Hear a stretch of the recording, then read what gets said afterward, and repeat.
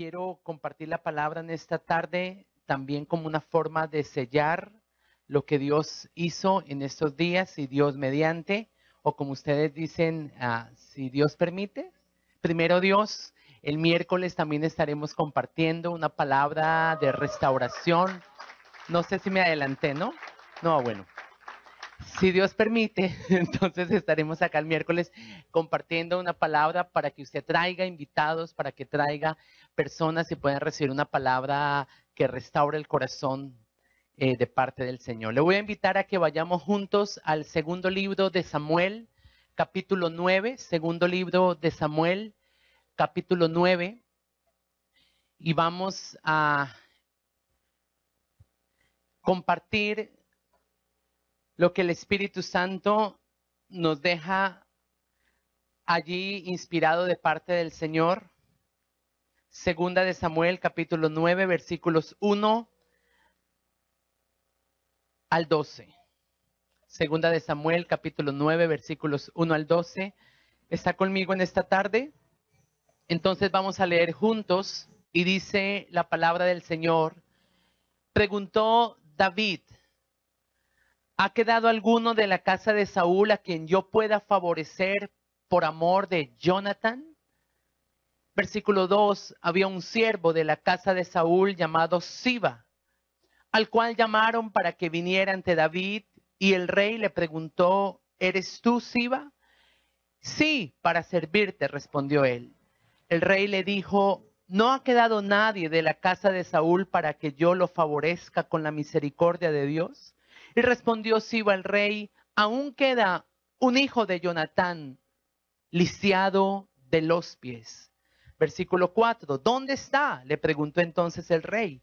Siba respondió al rey: está en casa de Maquir, hijo de Amiel, en Lodebar. Versículo 5, entonces el rey David mandó a traerlo de la casa de Maquir, hijo de Amiel, de Lodebar. Y al llegar Mefiboset, hijo de Jonatán, hijo de Saúl, ante David, se postró sobre su rostro e hizo una reverencia. David le dijo: Mefiboset. Aquí tienes a tu siervo, respondió él. Y luego David añadió: no tengas temor, porque a la verdad yo tendré misericordia contigo por amor de Jonathan tu padre.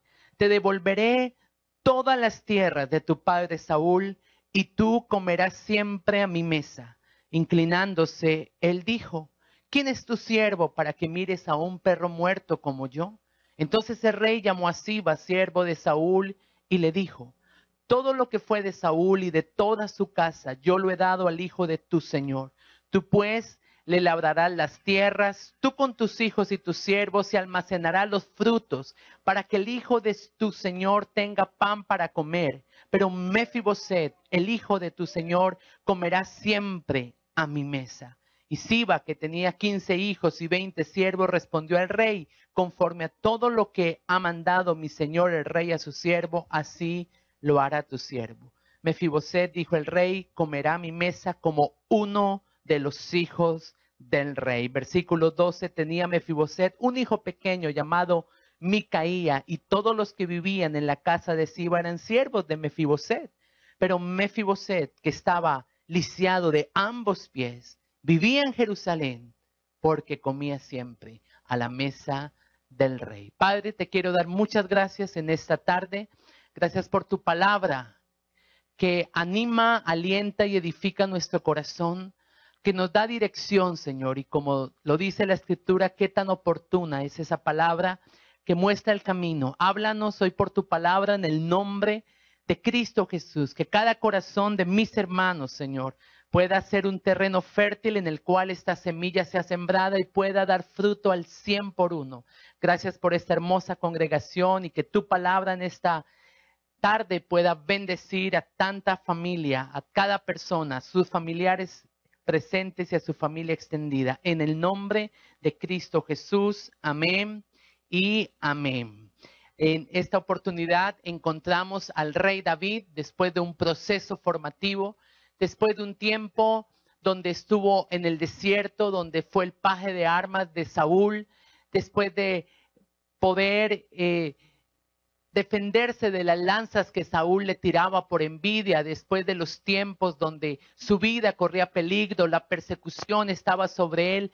Llega en el capítulo 9 el cumplimiento de esa palabra que muchos años atrás Dios le había entregado cuando fue ungido por el profeta Samuel, quien fue con una redoma de aceite a su casa y después de pasar por todos los hijos mayores de Isaí, finalmente el Señor le dice, es ese, el hijo menor, es David, el pastor de ovejas, a quien yo quiero seleccionar, usar para que tome el lugar del rey Saúl, que en ese tiempo fue desechado por su desobediencia. Así que David viene de un proceso de formación, de un proceso en su carácter. Y en el capítulo 9 vemos que David está entrando al palacio real, está desempacando sus maletas, se está acomodando en el palacio real y allí recuerda un pacto que hizo con un amigo que se llama Jonatán y que fue a la vez el hijo de Saúl, el rey de Israel.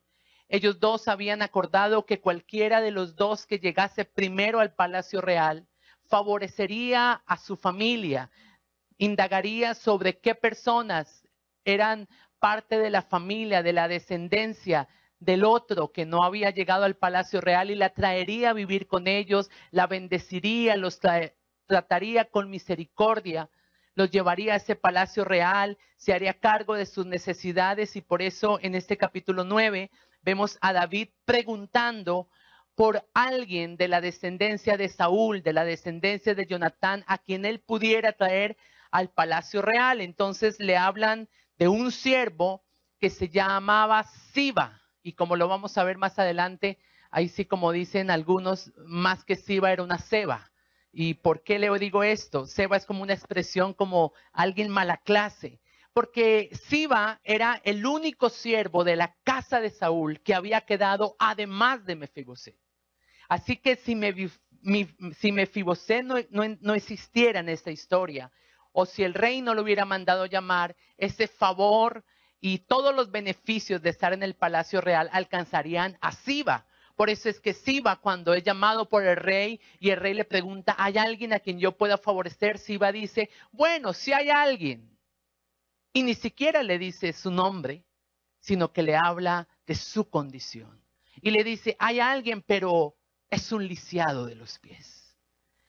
Por eso vemos aquí a Siba tratando con esto de que el rey no le prestara atención al único heredero que podría él favorecer. Pero sin embargo, el rey insiste y le dice, yo quiero que lo traigan, yo quiero que lo manden llamar. Así que Siba, obedeciendo la instrucción de David, se va y empieza a preguntar dónde está aquel muchacho, Mefiboset, el hijo de Jonatán, el nieto de Saúl, y lo encuentra en un lugar que se llama Lodebar. Diga conmigo Lodebar. Lodebar, cuando usted estudia lo que significa esta ciudad, dice que significa un lugar de aislamiento, una tierra desierta, una tierra de ruina, una tierra que no da fruto, una tierra donde uno se esconde. Representa muchas veces los complejos, representa muchas veces las caretas, representa muchas veces las máscaras que yo coloco para no evidenciar realmente el estado de mi corazón. ¿Por qué Mefiboset estaba allí? ¿Por qué, siendo él el posible heredero al trono, el que había recibido por descendencia esa dinastía real, por qué no estaba en el palacio real? Bueno, la razón de esto la encontramos unos capítulos antes, en 2 de Samuel, capítulo 4, versículo 4, donde la Biblia nos relata que la nodriza que cuidaba a Mefiboset cuando éste tenía 5 años recibió una noticia. Esa noticia era la muerte del abuelo y del papá del niño en una guerra contra los amalecitas. En 2 de Samuel capítulo 4, versículo 4, la Biblia lo registra así. Jonatán, hijo de Saúl, tenía un hijo lisiado de los pies y entra a explicar por qué era lisiado. Tenía 5 años de edad cuando llegó de Jezreel la noticia de la muerte de Saúl y de Jonatán. Su nodriza lo tomó y huyó, pero mientras huía apresuradamente se le cayó el niño y quedó cojo. Su nombre era Mefiboset. El nombre Mefiboset significa vergüenza. Él tenía que escuchar a compañeros, a familiares, a vecinos, llamándole por su nombre. Era un nombre de vergüenza. Vergüenza, tráigame el periódico. Vergüenza, vaya, compre la leche. Vergüenza, vaya, estudie. Vergüenza. Y ese fue el rótulo, esa fue la marca que le fue puesto todo el tiempo. Así que Mefiboset creció escuchando que él era una vergüenza. Y a eso se le sumó el episodio donde a los 5 años de edad, una etapa importantísima, nuestros primeros años, donde somos cemento fresco, donde somos tan vulnerables a nivel emocional, que así sea una pequeña huella, va a permanecer a lo largo de toda nuestra vida. Huellas con las que somos marcados, y eso le aconteció a Mefiboset. A los 5 años de edad lo dejó caer su nodriza. A los 5 años de edad tuvo que escuchar la noticia que partiría su vida en dos y que lo destinaría a vivir una vida acomplejada, una vida aislado en una tierra que no daba fruto, en una tierra que no era una tierra de bendición, de prosperidad, y que no era el propósito ni el destino de Dios para su vida. Las situaciones, las condiciones de lo que ocurrió en aquel episodio, que de lo que pasó a los 5 años de edad, empujaron a Mefiboset a internarse en un lugar de mucha deshonra, de mucha vergüenza, de mucha calamidad. Y allí estaba precisamente en Lodebar, a donde el rey lo mandó llamar. Y en esta tarde quisiera preguntarte a ti, ¿quién te ha dejado caer? ¿A qué edad te dejaron caer? ¿Quién fue esa persona que emocionalmente te dejó caer? Muchas veces uno escucha a personas que dicen, yo hubiera llegado a ser el rey de Israel. Yo hubiera llegado a ser uno de los que está en la corte del palacio real. Pero lamentablemente hubo un episodio que me lo impidió. Y hoy Dios quiere ministrar sobre ese episodio. Porque esos episodios hacen que uno muchas veces se esconda, se enconche. Vaya a un lugar de aislamiento, vaya a un lugar de dolor, vaya a un lugar donde uno se coloca una careta de protección para que esa área de su vida no pueda ser ministrada y no salga de allí. Pues la buena noticia en esta noche es que allí donde estaba Mefiboset, escuche bien algo, el rey lo mandó llamar. Y por eso dice que llegó Siba a donde estaba Mefiboset. Ahora recuerde que Siba era una ¿qué? Una ceba. Así que yo me imagino ese caminar con Mefiboset, el pobre Mefiboset lisiado de sus pies, no podía caminar, y fuera de eso la cantaleta de Siba, te van a mandar matar, el rey te manda llamar pero para matarte, porque usted sabe que una persona que a los 20 años de edad no estaba habilitada físicamente y que fuese llamada por el rey, lo más seguro es que lo mandaba para decapitar. Así que imagínese las voces, lo que tenía que escuchar, y súmele a eso de que debido a su incapacidad física, él no pudo jugar fútbol, él no pudo relacionarse con otros compañeros porque todos le veían los pies, se reían, había un defecto físico visible, que eso tenía su autoestima tan desbaratada, su imagen estaba tan rota, tan quebrada, su valor propio. Por eso prefirió aislarse, por eso prefirió tomar distancia. A mí no se me metan al rancho, de eso a mí no me hablen, yo no quiero nada de eso. Pero sin embargo el dolor estaba ahí dentro de su corazón y su corazón seguía sangrando. Y usted me dirá, no, pastor, yo áreas lisiadas en mi vida, gracias a Dios físicamente cuento con muy buena salud, pero Dios no solamente está hablando de lo físico, sino que Dios en esta noche está hablando de áreas lisiadas de tu corazón. ¿Qué es algo lisiado? Es algo que no se ha desarrollado al 100%. Muchas veces tenemos lisiado el corazón para amar. Una experiencia del pasado, cuando usted entregó el corazón a alguien y alguien le traicionó, alguien se burló, alguien sacó en un ambiente equivocado algo que usted le confió, y eso va lacerando su corazón, eso va lastimando su corazón, y sin darnos cuenta vamos estableciendo momentos de aspectos lisiados en nuestro corazón que nos impiden relacionarnos acorde con el diseño. ¿Qué pasa en este texto? Dice que finalmente Mefiboset llega donde el rey y llama mucho la atención que lo primero que David le dice a Mefiboset es no tengas temor. Y si le dijo esto era porque este hombre venía lleno de miedo, lleno de temor, lleno de preocupación, tal vez un poco influenciado por lo que Siba le había repetido en el camino. Pero algo maravilloso es lo que el rey le dice, te voy a devolver todas las tierras de tu padre Saúl. Y me llama esto mucho la atención porque algo que perdió Mefiboset a los 5 años de edad fue precisamente la paternidad. ¿Qué tiene que ver esto con todos nosotros? Que también tenemos áreas lisiadas en nuestro corazón y en nuestra vida.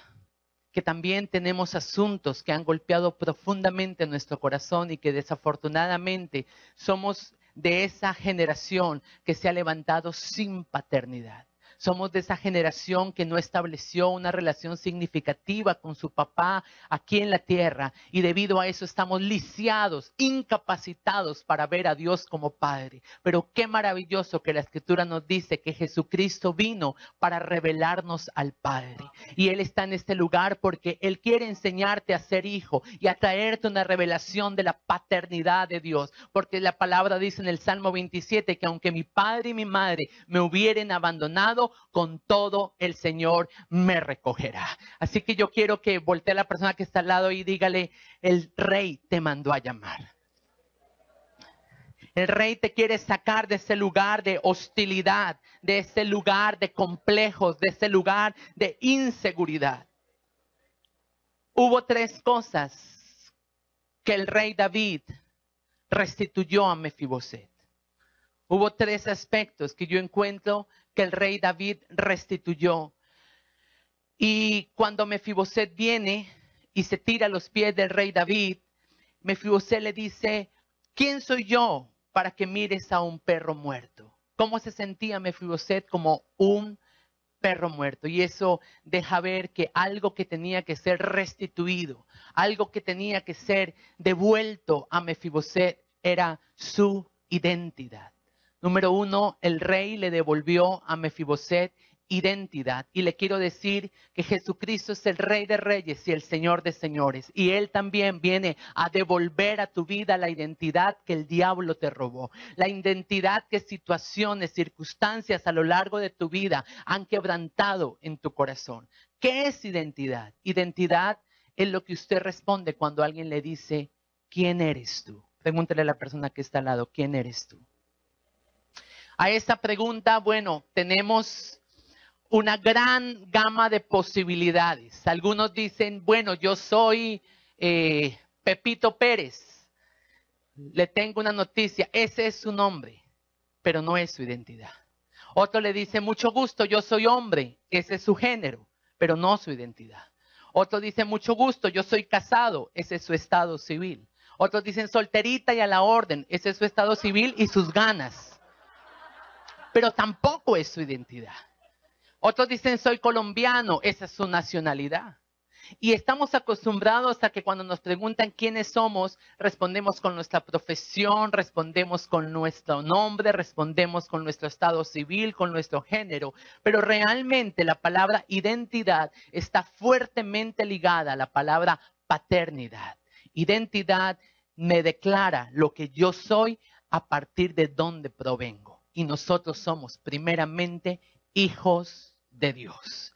Hace un tiempo, como 2 años atrás, me encuentro con alguien, me saluda y está allí mi hijo, saluda a mi hijo y le dijo, ¿y tú quién eres? Tratando de preguntarle el nombre. Y Juan se queda mirando y le contesta, yo soy hijo de mi papá. Y pareciera una respuesta obvia. Pero sabe, en esta respuesta tan obvia hay una verdad tan fundamental, porque la identidad de un hijo está dada por la paternidad de su padre. Está dada cuando usted sabe de dónde viene, de dónde procede, usted sabe quién es. Y sabe, el enemigo ataca tanto su identidad, porque cuando el enemigo logra enviar un dardo en contra de su identidad, impide el propósito suyo aquí en la tierra.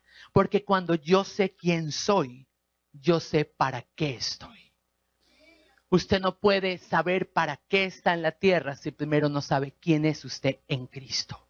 Por eso el rey trajo a Mefiboset a su palacio real, porque el rey quería devolverle lo que la vida le robó, devolverle lo que las situaciones, lo que las condiciones le habían robado. Y una de las cosas que el rey quería restituir, devolver a Mefiboset, era su identidad, para que él no se siguiera viendo a sí mismo como un perro muerto, porque esa era la forma como él se percibía. Y por eso cuando a él le hablaban de la posibilidad de ir al palacio real, él no consideraba que el rey lo estuviera llamando para promoverlo, para tratarlo con benignidad, porque él tenía un concepto equivocado de quién era él. Además que la identidad se forma con las palabras que escuchamos. Y todo el tiempo él escuchó que él era una vergüenza. Todo el tiempo le escuchó que él era un lisiado. Todo el tiempo le escuchó que él era un huérfano. Pero llegó el momento en que tenía que escuchar lo que el rey tenía que decir.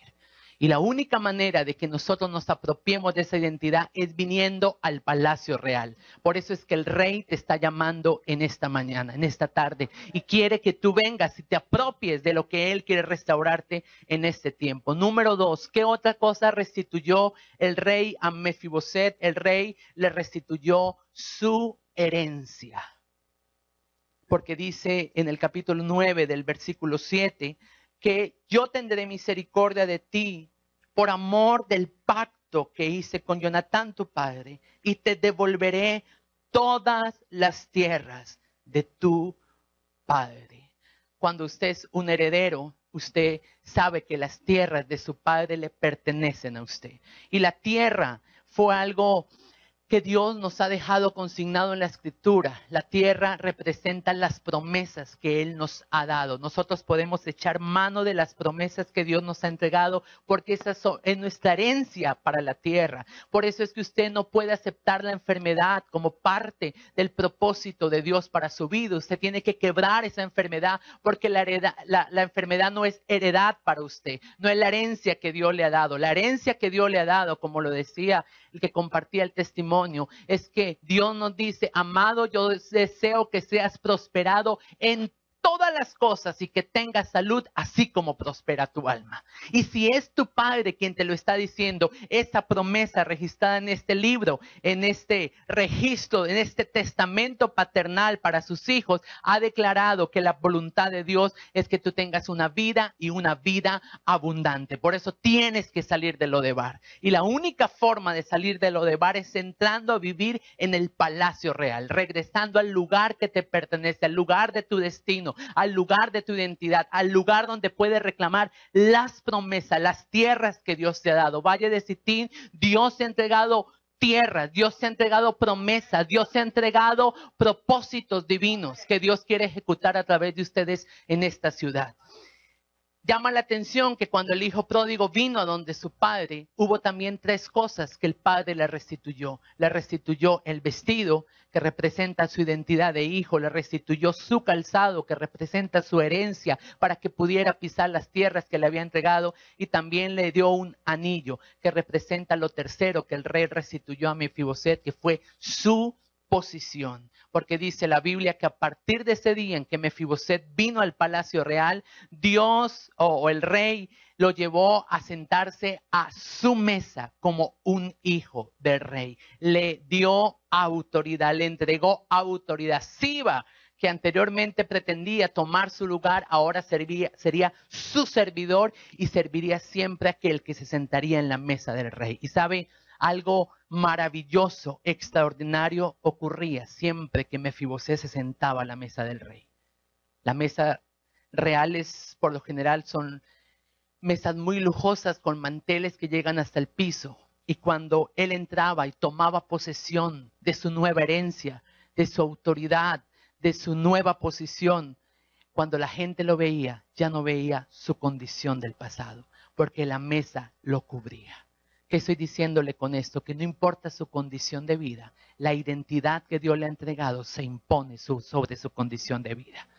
Y que lo que usted le aconteció en el pasado, por duro que sea, la separación de sus padres, el abandono de su pareja, la muerte o la pérdida de un ser querido, es una condición que cuando usted se sienta en la mesa del rey queda relegada, porque primordialmente cuando te sientas allí la gente empieza a verte como hijo del rey. Nadie nunca se pudo haber dirigido a Mefiboset diciéndole ex lisiado.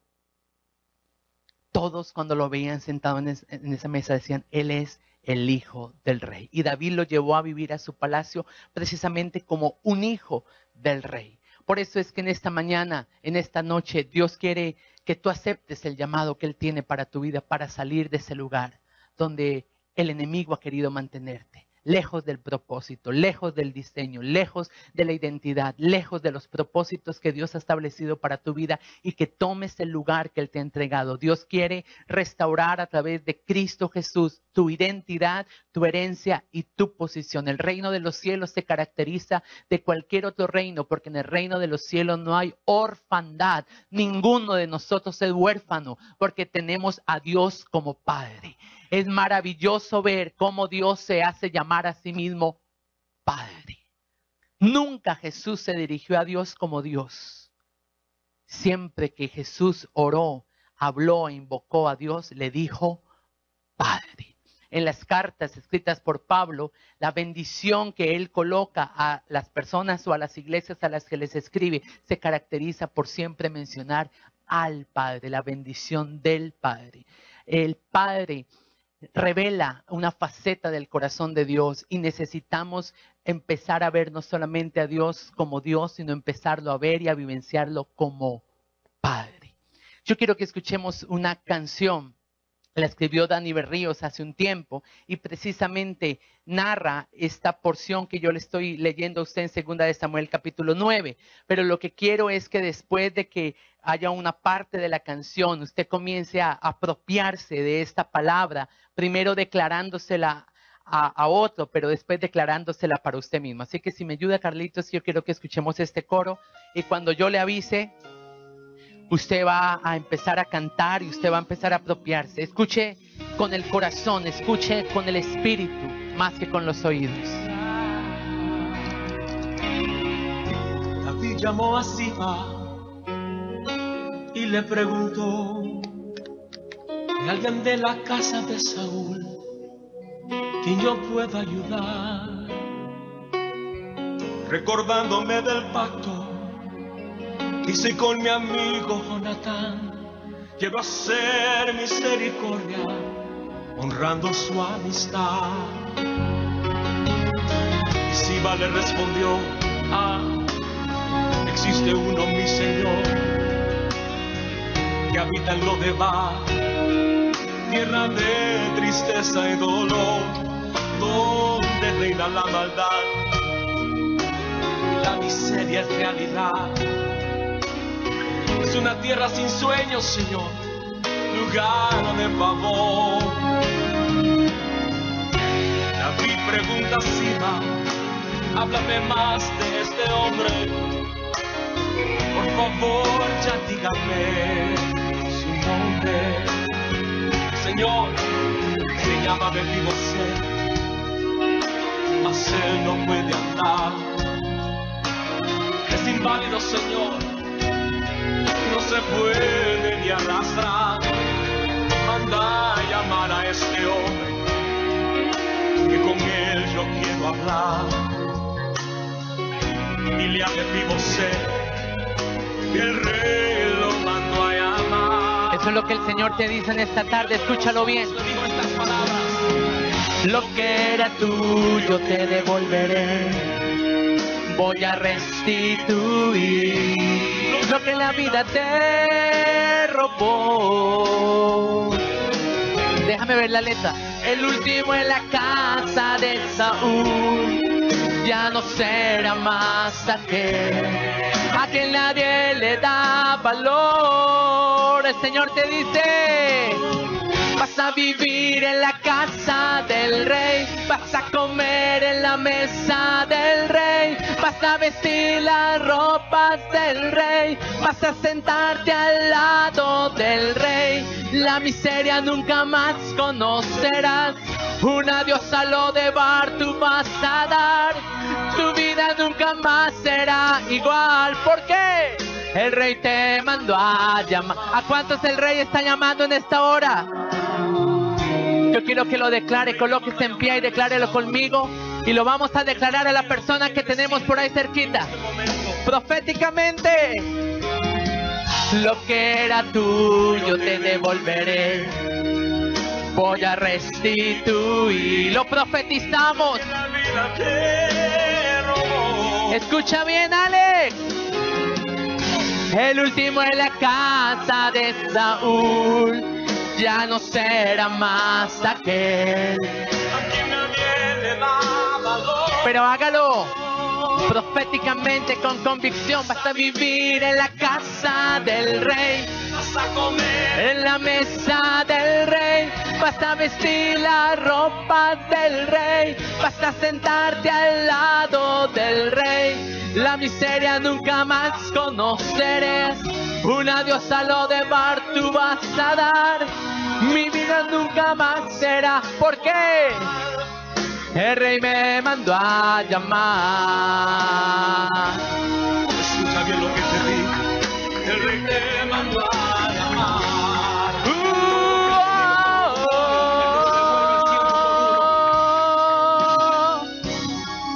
El Rey me mandó a llamar. ¿Cuántos le van a decir sí al llamamiento del Rey de Reyes y Señor de Señores? Bien fuerte este aplauso para el Rey.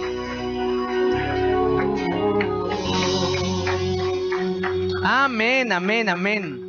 Ahorita al final volvemos a declararla, volvemos a confesarla.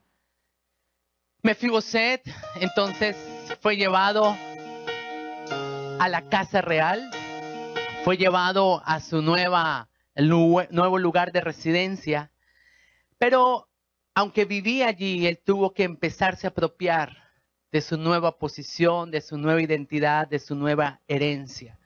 Y para que esto ocurra, así como pasó con él, va a pasar con nosotros. Debemos empezar a romper cosas que pertenecen a nuestro pasado, sepultar situaciones de nuestro pasado para apropiarnos de nuestra nueva posición y de nuestra nueva identidad. Hay 3 espejos en los que nosotros nos podemos ver reflejados. Un espejo, por lo general, refleja la imagen de cómo uno se ve. Usted ve las señoras, bueno, y algunos señores que se miran al espejo para saber cómo están. El espejo le da una imagen de lo que ellos son. Hay un lugar en Colombia con el que a veces vamos con nuestro hijo y es un lugar que se llama el Museo de los Niños. Y hay un cuarto que está lleno de espejos y son diferentes espejos que dan diferentes sensaciones. Hay un espejo donde uno va y se ve chiquitico y ancho. No, hay otro espejo que uno se para y se ve respingado, alto y delgado. Y uno se la pasa por esos espejos y van dando imágenes, pero estos espejos dan una imagen distorsionada. Por eso es tan importante que para que usted se apropie de la herencia que el Señor le ha entregado, de la identidad, de la posición que le ha entregado, usted rompa los espejos de su pasado. Usted debe romper primeramente el espejo donde usted suele mirarse cuando las cosas van mal. Hay personas que tienen una imagen equivocada de quiénes son ellos porque se miran en espejos. Algunos se miran en el espejo de su pasado, en el espejo de sus fracasos, en el espejo de sus debilidades. Y por eso cuando están delante de un espejo, son muy duros con ellos mismos. En alguna oportunidad, en un peniel, como lo llaman ustedes, yo tuve un encuentro con el Señor donde espiritualmente Él me lleva a un cuarto oscuro y me dice, hoy te voy a mostrar la persona que ha sido tan severa contigo. Hoy te voy a mostrar la persona que te ha calificado tan cruelmente. Hoy te voy a mostrar esa persona que no te pasa ni una, que no te perdona ni una. Esa persona que permanentemente te está señalando y te está acusando. Y cuando yo entro a ese cuarto oscuro, yo digo, Señor, ¿dónde está? Y entonces en ese momento el Señor me dice, prende la luz y el lugar donde estoy está lleno de espejos. Y me dice, la persona que más duro se da, la persona que más duro se juzga eres tú mismo. Y tenemos que romper ese espejo, porque si seguimos contemplando nuestras debilidades, si seguimos contemplando la forma como nos hemos visto hasta el día de hoy, no vamos a sentirnos cómodos en la casa del Rey, no vamos a apropiarnos, no vamos a poder echar mano de la herencia que el Señor nos ha dado, y por eso en esta tarde vamos a romper ese espejo donde nosotros nos hemos visto.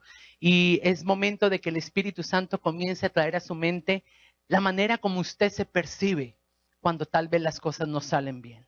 ¿Cuáles son las etiquetas que usted se coloca cuando en una situación de presión usted se equivoca? Algunos dicen, yo soy un fiasco, yo soy un fracaso, yo soy una porquería, yo no sirvo para nada. Y eso ha sido afirmado por el segundo espejo, que es el espejo de las otras personas. Muchos de nosotros tenemos una imagen que ha nacido de lo que otras personas nos han dicho. Nuestro papá, nuestra mamá, nuestros hermanos, las personas con las que relacionamos. Yo le contaba a alguien en este fin de semana que durante mucho tiempo yo tuve dificultades para memorizar porciones bíblicas. Hoy en día tengo algunos pasajes memorizados, algunos versículos memorizados, pero recuerdo que una de las cosas que me impedía retener la palabra del Señor, el Señor me mostró que se debió a una asignación, a una palabra que una profesora de segundo de primaria, recuerdo tanto, la profesora Martica. Una vez ella me dijo que barriera el salón de un lado hacia el otro, yo empecé a barrerlo de forma contraria. Y entonces me dijo, oiga, Castiblanco, es que usted sí es muy cerrado, ¿no? Y me acuerdo que me hacía así, usted sí es muy cerrado. Y eso fue una consigna que me quedó. Yo no entendí muy bien a qué se refería. Yo soy cerrado. Pero entonces después me di cuenta que puso una tara mental y que tuve que romperle y que tuve que dejar de mirarme como otros me habían hecho creer que yo me miraba. Yo tenía un problema de autoimagen, tenía un problema de autoestima, porque uno no puede estimarse a sí mismo si uno no tiene una imagen correcta de uno mismo. La Biblia dice, amarás al Señor tu Dios con todo tu corazón, con toda tu mente, con toda tu alma y con todas tus fuerzas, y a tu prójimo como a quién más, como a ti mismo. Yo no puedo amar a otro si no comienzo amándome a mí. Y yo no me amaba. Y Mefibosé seguramente tuvo que romper esos espejos del pasado donde él estaba acostumbrado a mirarse y donde otros hacían que él se mirara. Por eso es que también quiero que el Espíritu Santo comience a revelarle cuál es ese segundo espejo que usted tiene que romper hoy. Ese espejo donde usted se cae y recuerda la voz de su mamá. Es que ni para caminar le sirven las patas. Usted lo ponen a tocar un instrumento y usted, aunque sabe un poco lo que debe hacer, se descontrola y mete la tecla mal porque de pequeñito usted iba a lavar la loza y le dijeron, no, esta vajilla es nueva, usted la toca y la rompe porque todo lo que usted toca lo rompe. Y son palabras que empiezan a enlazarnos. Son etiquetas que empiezan a enlazarnos y como lo veíamos en el Peniel, como lo veíamos en el Congreso del fin de semana, las palabras son vehículos que transmiten bendición o que transmiten maldición. Entonces tiene usted que romper hoy el espejo donde usted suele verse y tiene que aprender a ir al tercer espejo, que es el espejo que debe quedar vigente y al que debe ir todos los días, que es el espejo de la palabra de Dios. El libro de Santiago dice que nosotros debemos ver como un espejo la palabra de Dios y no ser solamente oidores, sino hacedores de la palabra. Así que cada vez que usted se interna en este libro, cada vez que usted tiene comunión con Dios, algo maravilloso ocurre y usted empieza a verse en el espejo de Dios. Y usted va a quedar totalmente impactado, asombrado de que Dios lo ve tan diferente como a veces nosotros mismos nos vemos. Que Dios lo ve a través de Cristo, que Dios lo ve a usted santo, que Dios lo ve a usted justo, que Dios lo ve a usted como un instrumento en sus manos. Y a menos que usted empiece a verse como Dios lo ve, difícilmente usted va a poder lograr el propósito de Dios para usted aquí en la tierra. Así que hoy vamos a romper ese espejo, el espejo de las palabras que usted ha dicho en contra suyo en momentos de presión. Mefibosé se sentía un perro muerto. ¿Cómo se siente usted? ¿Cuáles son las palabras que han calado en su corazón? Muchas veces cuando un hijo en rebeldía se levanta hacia su papá y lo señala y dice, te detesto, eres el peor papá, eres la peor mamá, eres un fracaso, has arruinado mi vida.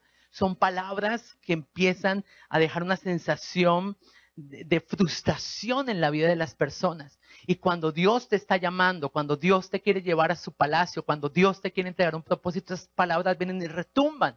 Y algunos hoy no están dando el paso de vivir y de servir al Señor por esas palabras con las que su mente ha quedado atada. Ahora, no es de sorprendernos, porque todos los hombres y mujeres que Dios llamó, tanto en la Biblia como hoy en día en nuestra generación, son hombres y mujeres que tienen que afrontar desafíos, tienen que cruzar una zona que hemos llamado la zona fronteriza, una zona fronteriza de temor. Es una zona donde usted ve los gigantes de un tamaño tal que puede sentir usted temor de enfrentarse, pero todos tuvieron que cruzar, todos tuvieron que enfrentar esos temores. Eso le aconteció a David. Usted sabe que David empezó a escuchar que la gente hablaba de un gigante, un Goliat de 3 metros que estaba amenazando al pueblo, que difamaba al pueblo. La gente temblaba delante de Goliat y él se colocó en la línea de batalla y creyó que Dios era mayor que ese gigante. Yo no sé cuál es el gigante que usted está enfrentando en esta tarde, pero déjeme decirle que Dios es mayor que cualquier circunstancia que le puede estar a usted haciendo frente en ese lugar. Cuando usted cruce ese gigante, cuando usted vence ese gigante y cruce por esa zona fronteriza de intimidación, le tengo una buena noticia. Al otro lado está la tierra prometida. Usted tiene que salir de lo de Bar, enfrentar sus gigantes, enfrentar sus temores y avanzar hacia el lugar donde Dios le tiene. Mientras que la gente veía al gigante y temblaba de miedo, David también veía al gigante, pero pensó diferente. Mientras otros decían, qué grande es ese problema, qué grande es ese gigante. David dijo, entre más grande, menos posibilidad tengo de fallar con la onda. Así que todos enfrentamos problemas, todos enfrentamos situaciones difíciles, pero todo depende de la manera como usted vea esos problemas. Usted tiene que aprender a ver las cosas a través de los ojos de Dios. Déjese llevar en esta noche al espejo de Dios. Deje que Dios lo lleve y le deje ver el reflejo de cómo Él lo ve a usted. ¿Cuál es el espejo de Dios? Sus ojos. Cuando Dios dice, quiero que te veas en mis ojos, y usted se va a ver como Él lo ve. Hubo hombres y mujeres que tuvieron que cruzar esos dardos que el enemigo envió en contra de su identidad y que tuvieron que dar un paso de fe. Yo recuerdo en un congreso, en un encuentro donde yo también estaba participando, el Señor Jesús, tipificamos a alguien que lavara los pies y había alguien vestido de Jesús limpiando nuestros pies después de haber recorrido muchos escenarios. Llegamos con los pies sucios y usted se siente mal realmente que Jesús le esté lavando a usted los pies. No sé si usted se ha puesto en esa perspectiva, pero eso da realmente muchísima pena. Usted dice, pero ¿cómo el Rey de Gloria me está lavando los pies? Y lo hacía con tanto amor, lo hacía con tanto detenimiento. Y el personaje que estaba representando a Jesús tenía la indicación que después de 1 minuto, él tenía que mostrar cuál era la salida porque toda la gente quería tener un encuentro con él. Y pues yo me paniqué tanto con eso y mientras él estaba allí lavándome los pies, en mi corazón yo le decía, Señor, tengo tanto miedo porque era tiempo de llamamiento. Estaba iniciando el ministerio, creo que era, o no teníamos todavía el primer congreso. Yo tenía tanto susto, no se lo decía a nadie, pero en mi corazón yo le decía, Señor, tengo pánico. Pero háblame, dime algo. Y pues cuando de repente el personaje como que llama mi atención y me muestra la puerta. Entonces yo entendí, me toca salir. Pero esa acción de que él dirige su mano hacia la puerta, yo lo entendí como una respuesta de parte de Dios. Dice, tengas o no tengas miedo, prosigue porque yo estoy contigo. Y en medio de lo que Dios le esté llamando a usted, asegúrese de agarrarse bien fuerte de la mano del Señor, porque Él va a estar con usted. Él prometió que no lo dejará ni lo desamparará. Tu presencia irá conmigo y te dará reposo. Moisés fue alguien que tenía que cruzar una frontera de temor. Él estaba acostumbrado y tenía una imagen incorrecta de sí mismo. Él estaba acostumbrado a que la gente lo arremedara, se burlara de él. Él era un tartamudo. Y Dios lo había llamado para que enfrentara al faraón. Y esto es algo tan tremendo porque, ¿sabe? El enemigo, una de las cosas que más va a atacar en usted, escuche bien, son los talentos relacionados con su llamado. El enemigo se encargó de permanentemente decirle a Moisés que él era un tartamudo y que no sabía hablar. Porque su llamamiento estaba en lo que él iba a profetizar, a proclamar sobre Faraón. Por eso es que el enemigo va a atacar. Le aseguro que grandes adoradores hoy en día, de pequeños, escucharon a su papá, a su mamá, a su primo, cuando ellos medio cantaban, ¡cállese, que es que usted hace llover!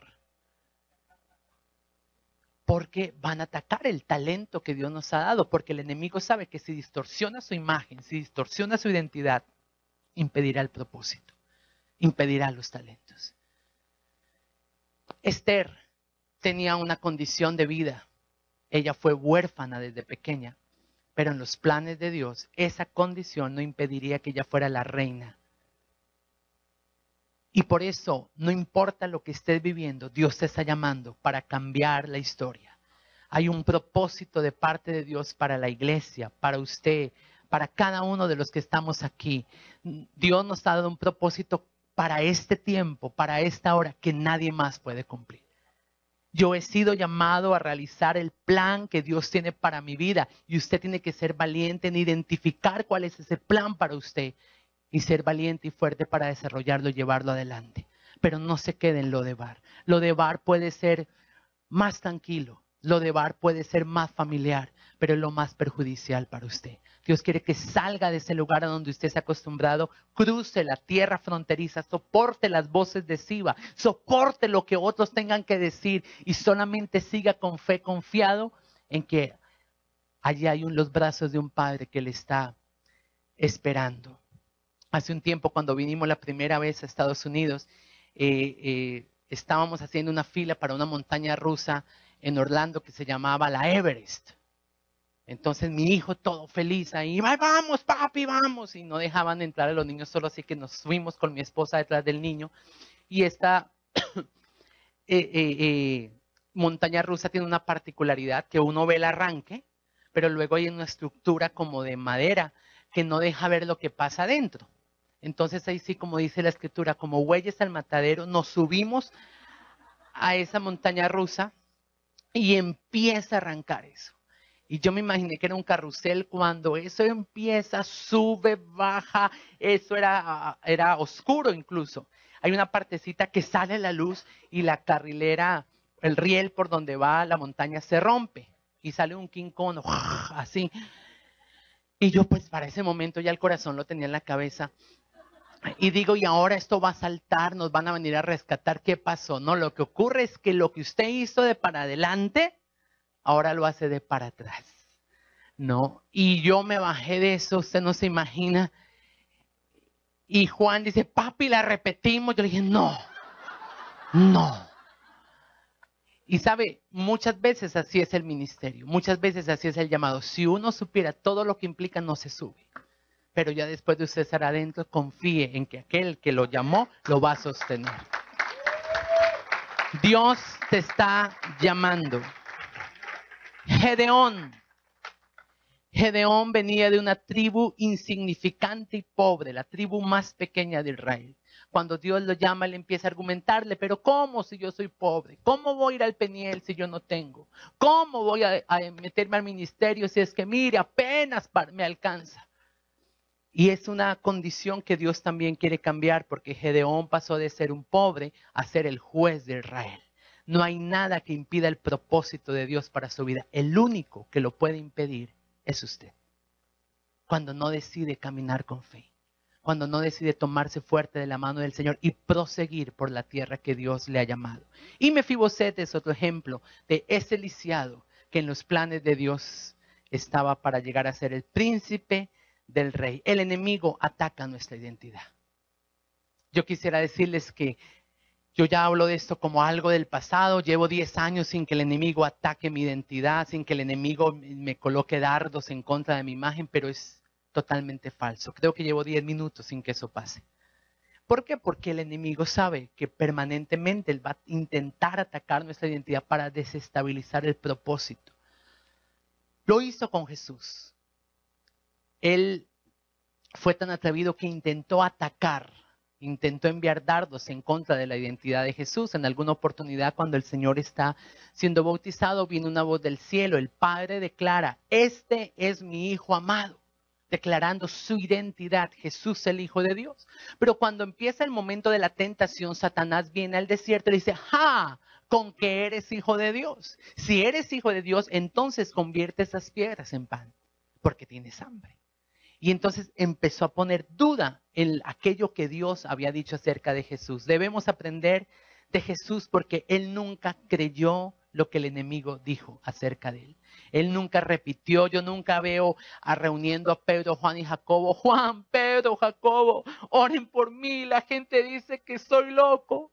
La gente dice que estoy endemoniado. La gente dice que soy un hijo de fornicación. Jamás. Siempre Jesús, que llegaba a un lugar, repetía lo que el Padre decía de Él. Él decía: yo soy el camino, la verdad y la vida. Yo soy la vida y la resurrección. ¿Y en qué momento le era revelado a Jesús su identidad? En los momentos en que tenía intimidad con el Padre. Jesús se veía en el espejo del Padre. Por eso dice: yo solo hago lo que veo al Padre hacer. Por eso usted necesita hoy quebrantar esas etiquetas que el enemigo ha colocado sobre su vida. Etiquetas con las que él pretende marcarle para debilitarlo, para paralizarlo. Pero es hora de que usted salga de lo de bar y que no se deje confundir, porque nuestra guerra no es contra carne y sangre, sino contra principados, potestades, gobernadores. El diablo va a usar personas cercanas. Si él usara a alguien en la Conchinchina, a usted ni le hace cosquillas, pero él usa gente cercana en su casa, como la película de Julia Roberts, Durmiendo con el enemigo.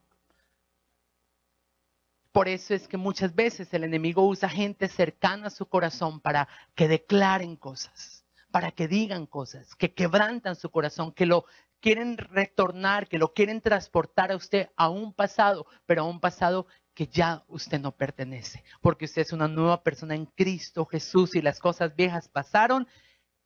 He aquí todas son hechas nuevas. El enemigo siempre ha atacado mi identidad y si compartiéramos aquí cada uno, yo estoy seguro que siempre el enemigo ha querido decir cosas incorrectas acerca de lo que somos y de cómo nos percibimos. Pero por eso es tan necesario siempre ir a la presencia del Señor. Hace como unos, tal vez ya 10 años, en la iglesia local donde yo servía se hizo un congreso, se hizo un evento de orden nacional y venía Danilo Montero a la iglesia. Yo no estaba en el staff de predicadores ahí, solamente estaba encargado de la logística del evento. Entonces teníamos junto con un equipo que cubrir las diferentes áreas logísticas, la administración, el sonido, todo eso, y eso es un trabajo bien grande. Habían más o menos como 600 personas inscritas y había que movilizarse. Pero como logística, pues yo tenía a veces que dar los cambios de actividades. Entonces yo me paraba delante de la gente y les decía: bueno, ahora vamos a ir a tal actividad, en media hora regresamos, pueden comer, la gente que no tenga hospedaje. Esa era como mi rol y mi función. Bueno, fueron días de mucho trabajo. Recuerdo que fue una noche donde ya mi hijo estaba, pero llegaba yo retarde a mi casa porque era un trabajo desgastante previo a cualquier evento, como me imagino que los pastores y el staff de servidores lo hicieron con este. Y entonces estábamos ya finalizando el evento cuando se había hecho una encuesta muy sencilla donde se le preguntaba a la gente: excelente, bueno, regular, malo, y al final 3 preguntas. ¿Qué cosas cambiaría? ¿Qué cosas no le gustaron? ¿Qué cosas cambiaría para el siguiente evento y cómo lo cambiaría? Entonces estábamos con 6, 8 personas leyendo las encuestas y entonces empezamos a clasificar las encuestas. Los que se quejaban de la comida los poníamos a un lado, los que se quejaban de los conferencistas los poníamos a otro lado, los que se quejaban del sonido a otro lado, y de repente yo vi que la gente se miraba y ponía una encuesta en un lado, pero yo no sabía a qué hacían referencia. Después, con un descuido, fui a mirar cuáles eran esas 6 encuestas. Recuerdo que eran 6 encuestas de las 600. Y fui a mirar qué era lo que se quejaban o qué eran las recomendaciones que hacían. Y más o menos, palabra más, palabra menos, decía: ¿qué cambiaría Decían, ese señor gordito que está allá de camiseta verde, o sea, yo. ¿Por qué lo haría? Dice, porque él no da testimonio de Dios.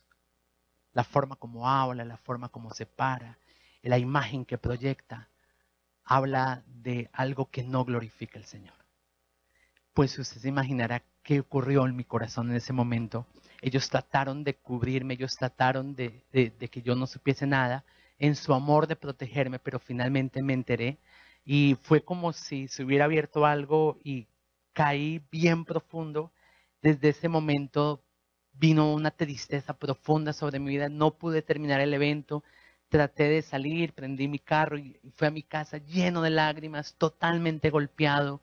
Ah, y fue algo que el enemigo usó precisamente para impedir el propósito. Yo empecé a hacer votos como jamás me volveré a parar en un púlpito. Jamás volveré a predicar la palabra. Ahora, ni siquiera la estaba predicando, pero sencillamente yo me sentía Mefibosé, yo me sentía la vergüenza de la iglesia, yo me sentía la vergüenza de los pastores, yo me sentía.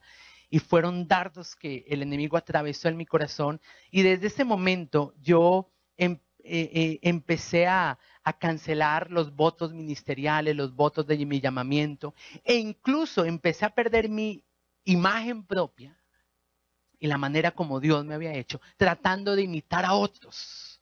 Entonces, las semanas posteriores a eso, yo trataba de mirar a un hombre popular entre la iglesia.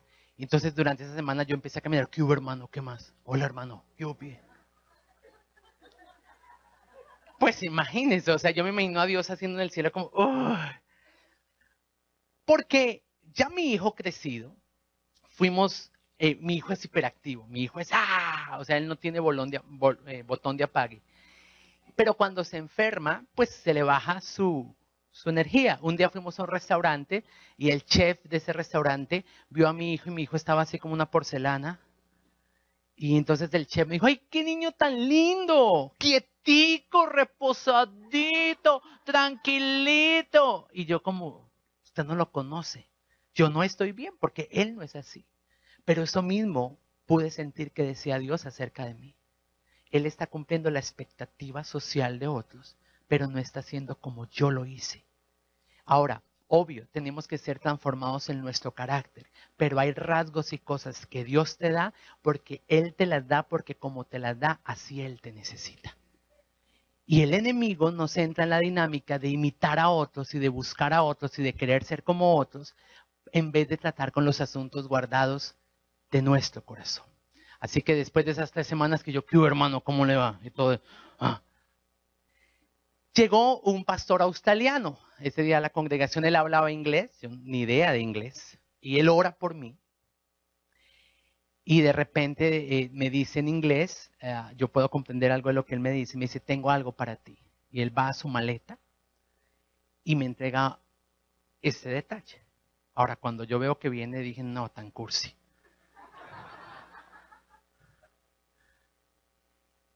Y cuando me lo entrega, me dice, esto es un ornitorrinco. Él era un pastor australiano y el ornitorrinco es un animal pues muy típico, muy conocido allí. Y dice, este animal es muy singular. Es el único mamífero que vive en el agua y se reproduce por peces. Se reproduce por huevos. No hay otro como él. Él es único, es irrepetible. Y él me dijo, y eso es para ti. Dios te dice, no tienes que ser como nadie más, porque como Él te hizo, así Él te necesita.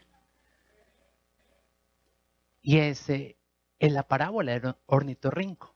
Desde ese día siempre que veo al ornitorrinco, por eso no lo regalo, pastor, ni piense. Una foto, sí. Amén, amén, amén, amén. Y ni siquiera mi hijo me dice, mi ornitorrinco. Le digo, no, no es tuyo, es mío. Porque cuando el enemigo permanentemente quiere venir sobre mi vida y nuevamente lacerarme con mi pasado y tratarme de volverme a un lodebar al cual ya no pertenezco, lo miro y recuerdo que fue un detalle de Dios para mi vida. Y Dios quiere que tú sepas que para Él tú eres único e irrepetible. Porque el propósito que Él tiene para ti es único e irrepetible. A veces queremos cumplir la expectativa social, pero es más importante cumplir la expectativa de Dios. Cuando nos aceptamos, podemos aceptar nuestros talentos. Hay mucha gente frustrada porque tal vez no es que tenga un talento, por ejemplo, en el área musical. Lo que quiere es la popularidad de ser visible. Tienes un faltante del corazón que quiere llenar con el ministerio. Pero cuando usted se acepta sus debilidades, usted va a poder ver que el poder de Dios se perfecciona en sus debilidades y va a entender algo, que no tiene que competir con otros talentos, porque Dios le ha dado a usted su talento particular. Usted lo va a descubrir, usted lo va a desarrollar y se va a sentir feliz con lo que el Señor le ha entregado. Hay gente que no acepta su cuerpo. Hay gente que no acepta su género, hay gente que no acepta sus atributos, su temperamento. Tenemos diferentes temperamentos. No todos en el reino de Dios son violines, ni no todos son batería. Necesitamos el complemento. Ahora, una orquesta con solo batería sería ruidosa, cansona, pero una orquesta con solo violines nos duerme. Necesitamos aprender a conocer nuestros temperamentos, a conocer nuestros talentos, nuestras destrezas y aceptar. Muchas de esas etiquetas que el enemigo ha puesto en nuestras vidas no son reales. Yo, hasta hace poco realmente, yo todavía cruzaba, yo estaba llegando a mi edificio y de pronto había un círculo de jóvenes ahí y de repente yo pasaba y supongo que contaban un chiste y se reía. Pero el enemigo venía y me decía, ¿se están riendo de usted? Y atacaba mi mente. Ahora, no era algo real, pero era algo con lo que yo me podía empelicular. En este proceso de identidad, en este proceso de autoimagen, me llegó un video acerca de José Ordóñez. No sé si usted conoce al pastor José Ordóñez. Es un humorista en Colombia, pero ahora es pastor, si no estoy mal, en Miami. En Colombia hubo un reality hace muchos años, de la Isla de los Famosos o algo así, donde ellos tenían que ir a competir diferentes pruebas y ganaban premios y millones. Bueno, él fue a ese reality y todos podían llevar un solo objeto. Él se llevó la Biblia. Entonces, ahí estaba el rating, toda la gente viendo, Señor, bendice a José Ordóñez, Señor, hónralo, Señor, bendícelo. No ganó ni una sola prueba. Ni una. Tuvo una oportunidad de ganar una, pero era de equilibrio y él era pésimo con el equilibrio. Se ganó un premio, pero fue porque uno, por compasión, lo invitó a que lo compartiera. Pero llegó a estar en los últimos finalistas y uno de los regalos para los últimos 6 o 8 competidores era que traían a sus esposas para que tuvieran un tiempo con ellas y compartir una tarde con ellas. La televisión muestra cómo ellos se encuentran con sus esposas y él corre a donde está su esposa, la abraza y bueno, y una de las primeras preguntas que le hace es, los niños. ¿Qué dicen mis hijos acerca de mí? ¿Les da mucha pena? ¿Se sienten defraudados de mí? ¿Qué dicen? ¿Que su papá no pudo ganar de una prueba? ¿Que todos le ganan? ¿Que todos le pasan por encima? ¿Que es un bobo? ¿Que es un bruto? Y la esposa dice, no, todo lo contrario. Ellos sacan una pantalla grande en el vecindario y convidan a todos los otros niños del sector. Y le dicen, ese hombre que está allí, ese es mi papá y me siento orgulloso de él. Sí, no ha ganado ninguna prueba, pero él es íntegro y no ha hecho trampa. Entonces, esto fue bien sanador para mi vida, porque usted sabe que debido al ministerio que hemos recibido de parte del Señor, mi esposa y yo, mostrando las cicatrices de un pasado, al cual ya no pertenecemos y del cual Dios nos rescató. Pero siempre que compartimos, mi hijo está allí expuesto. Mi hijo puede estar expuesto a un comentario de una persona que no tenga sabiduría y que puede tergiversar tal vez la información. Y eso es algo que siempre lo he albergado en mi corazón como un temor interno.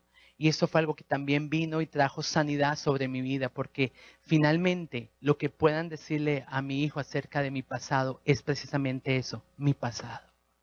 Pero ahora soy un siervo de Dios, ahora soy un ministro de Dios, reconciliado con mi género, con mi rol paterno, con mi rol como hombre, con mi rol masculino y sirviéndole al Señor. Yo vivo ahora en la casa del Rey.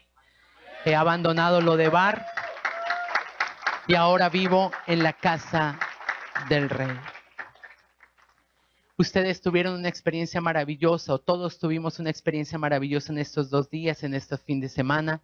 Y creo que llegó el momento de mantener lo que Dios nos ha guardado. ¿Cómo lo mantengo? Me preguntaban algunos. Viva en la casa del Rey. Véase todos los días en el espejo del Rey. Cuando usted viene al Palacio Real, cuando usted viene y se interna en las páginas de la palabra, usted va a escuchar a Dios diciéndole, eres bello. Eres hermoso, eres talentoso. Tal vez hay personas acá que nunca escucharon a su papá decir, me siento orgulloso de ti. Pues el Padre hoy te lo dice. Y en la administración que vamos a tener, el Padre se va a acercar. Tal vez esa niña que vio que todos los otros papitos llegaron a ver la presentación de ella cuando danzó en el colegio en tercero de primaria y no veía a su papá, pues hoy Jesucristo, que vino a revelar al Padre, va a estar allí aplaudiendo en medio de ese público y le va a decir, hija, me siento orgulloso de ti, estoy aquí por ti este día. Y esa niña va a empezar a recibir la sanidad de ese corazón paterno y va a poder recobrar la identidad, la posición y la herencia que la vida le pretendió robar. Aquí está uno que viene a restaurar nuestra vida y a decirnos que nos ama como somos. Debemos crecer y parecernos cada día más en el carácter a Cristo Jesús, pero eso va a ocurrir a partir de la aceptación de lo que soy, aún de mis debilidades. ¿Sabe? Estoy aceptando mis debilidades, porque a veces uno las camufla, a veces uno no las acepto, las tengo, pero el Señor dice que el poder de Él se perfecciona en nuestras debilidades. No voy a poder ver el poder de Él actuando en ellas a no ser que primero yo la reconozca. Yo le voy a invitar a que se ponga de pie. No sé si tengo una pista musical allá atrás con la que pueda ministrar. No, una sin canción, sin letra. O en la memoria que te di hay unas que dice pista, cualquiera de esas. Y le voy a invitar en esta noche a que cierre sus ojos por un instante. Y usted le va a preguntar, Señor, ¿qué imagen tengo acerca de mí? ¿En dónde me estoy mirando cuando acontecen episodios en mi vida? ¿Cuáles son las palabras con las que he sentido que otros me han rotulado? ¿Cuáles son esas palabras que de vez en cuando vienen a mi corazón y lo quebrantan? Señor, reconozco que muchas veces he querido dejar a lo de bar, pero no he podido.